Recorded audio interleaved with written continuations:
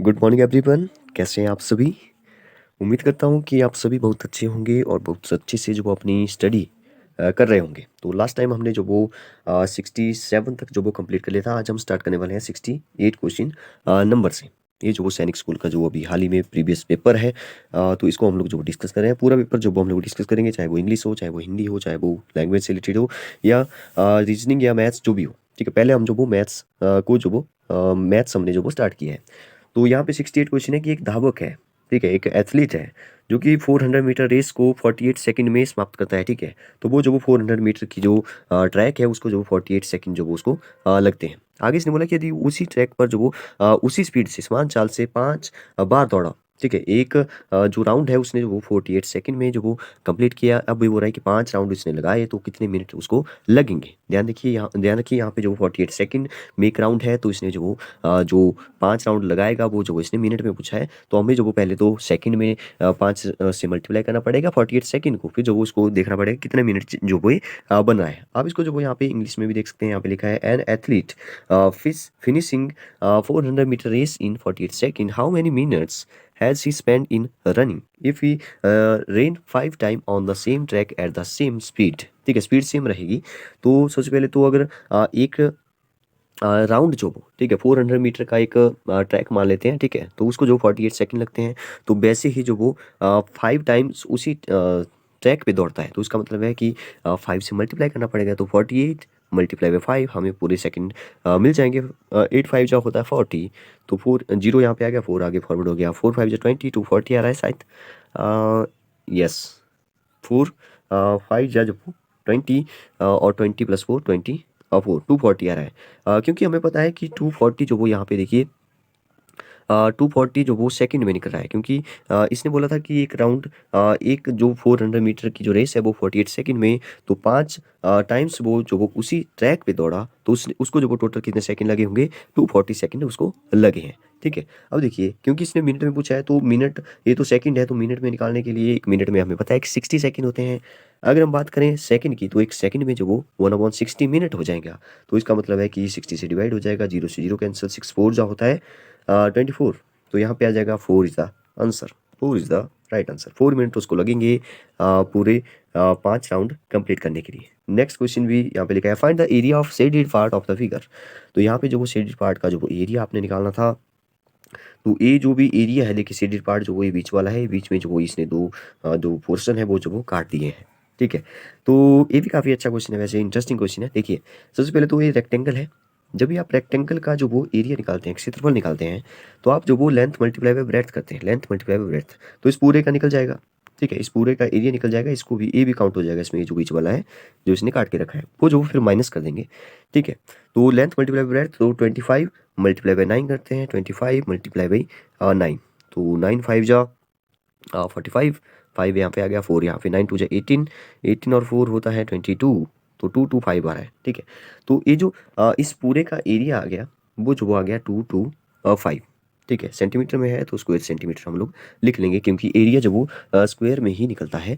जबकि वॉल्यूम या आयतन जो वो सेंटीमीटर क्यूब या मीटर क्यूब जो भी यूनिट होगा तो क्यूब में निकलता है। ठीक है, तो ये जो इस पूरे का जो वो सॉरी एरिया जो वो निकल गया। ठीक है, लेकिन यहाँ पे ऑप्शन में तो है नहीं, इसका मतलब है यहाँ पे इसने जो वही बीच वाला पोर्शन जो वो बताया कि इसको जो आपने माइनस भी करना है, क्योंकि ये जो वो शेडेड नहीं है। देखिए यहाँ पे भी एक छोटा सा रेक्टेंगल है, यहाँ पे भी छोटा सा रेक्टेंगल है।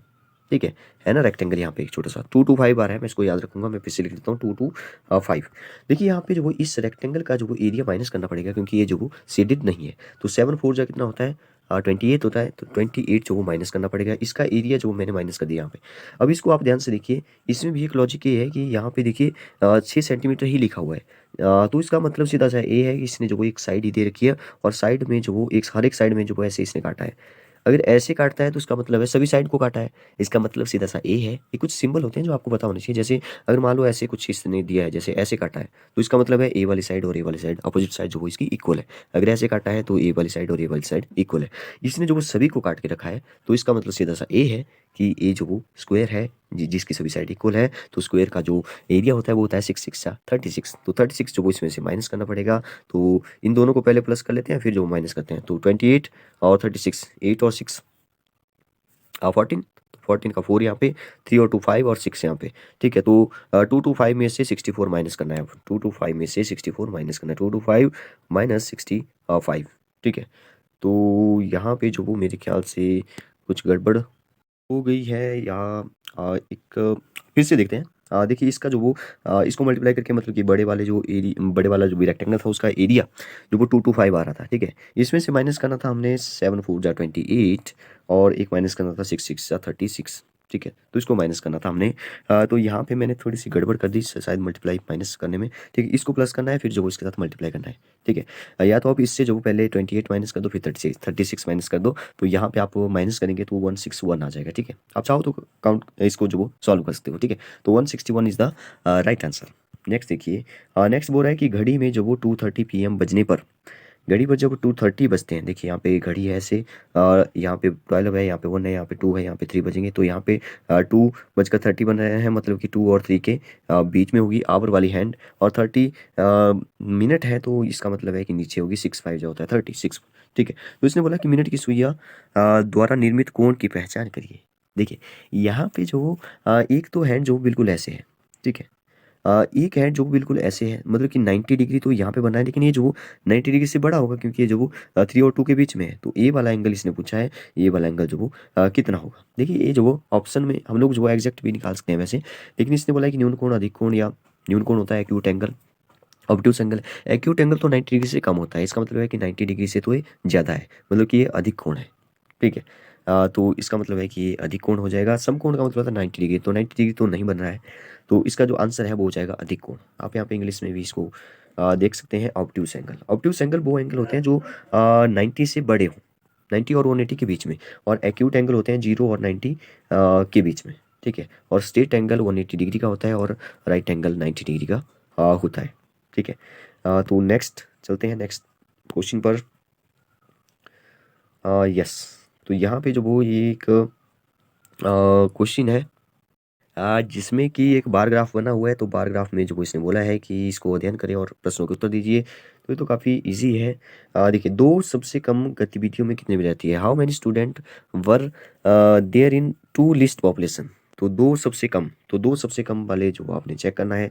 एक तो यहाँ पे है 10 और 15 के बीच में है, इसका मतलब 10। देखिए यहाँ पे जो वो एग्जैक्ट तो नहीं बता सकते, कि बता सकते हैं यहाँ पे देखिए बिल्कुल 10 और 15 के बिल्कुल बीच में तो नहीं लग रहा है, मतलब कि 12 पर होगा शायद, तो मैं इसको 12 मान लेता हूँ रंगमंच को। फिर जो वो मेरे ख्याल से ए है 12 और 15, तो 12 और 15 को प्लस करेंगे तो 15 12 ए है सबसे लिस्ट वाले दो, 12 और 15, तो 5 6 7 और 27 आ रहा है। देखते हैं आप ऑप्शन में 27 है या नहीं। यस 27 है, तो मेरे ख्याल से 27 इज द राइट आंसर, ठीक है। नेक्स्ट देखिए, वाद विवाद की तुलना में तैराकी चुनने वाले विद्यार्थियों की संख्या कितनी अधिक थी, ठीक है। वाद विवाद और तैराकी में जो वो डिफरेंस निकालना है एक प्रकार से, वाद विवाद और तैराकी। देखिए वाद विवाद 15 है, और तैराकी कहाँ पर है, तैराकी है यहाँ पर, ठीक है। अब इसको जो चेक करना पड़ेगा कि ये भी कितना है, ठीक है। अब एक होगा 2 3 4, ठीक है, तो ये मेरे ख्याल से फिर से दो ही होगा, ठीक है। 15 और 22, तो 22 में से 15 माइनस होगा तो 7 बच जाएगा। देखते हैं 7 जो वो ऑप्शन में है, तो यस 7 भी ऑप्शन में है।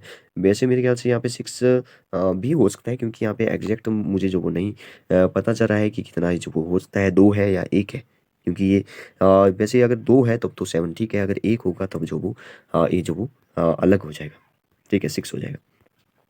नेक्स्ट देखिए, पांचवी कक्षा में कुल विद्यार्थियों की संख्या क्या है। पांचवी कक्षा में कुल विद्यार्थियों की संख्या दी है पांचवी कक्षा। अच्छा यहाँ तो पांचवी कक्षा में है ही नहीं, क्या पूछा है फिर से देखते हैं।